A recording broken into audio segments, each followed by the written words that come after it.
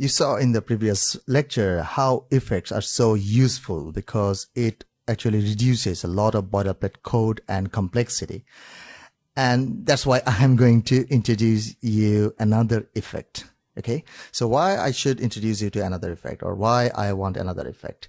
So the thing is, when I tap on the screen, this player rotates to the target position or target location immediately. You see, it rotates so fast.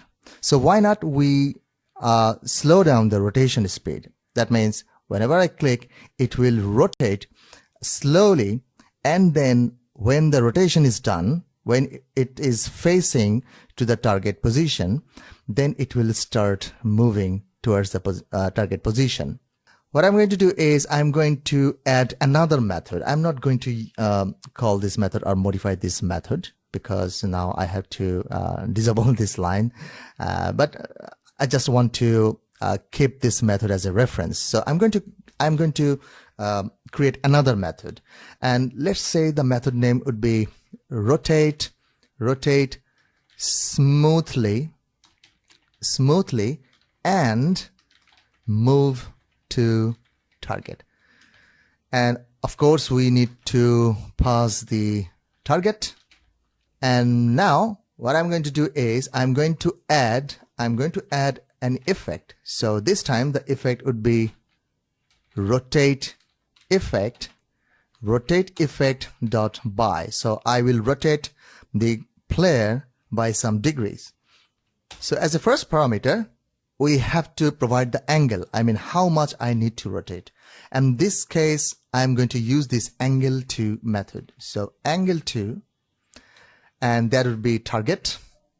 So this rotate effect controller will, this component will know how much it has to modify the angle and add it to the original angle of the component or player.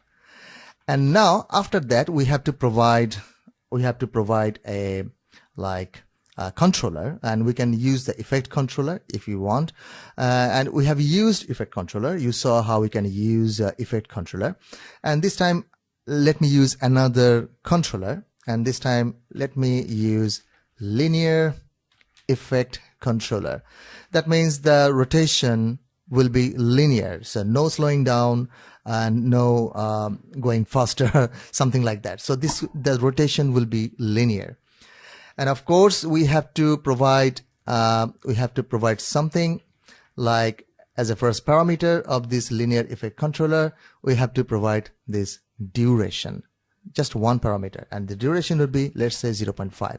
So within half second, 0.5 second, the rotation will be completed.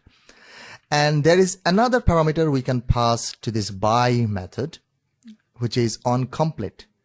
So this is very useful.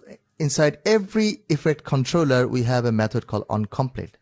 That means if you really want to do something after the effect is done, then you can use this function to do something after the effect is done. So here now, I would say onComplete,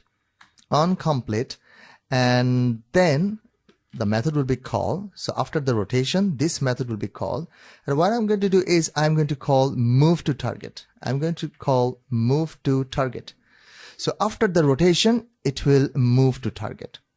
And in that case, if we call this move to target, it will now then try to move the component to the desired location. Okay. So this method is actually rotating the component or player, and after that we are calling this method.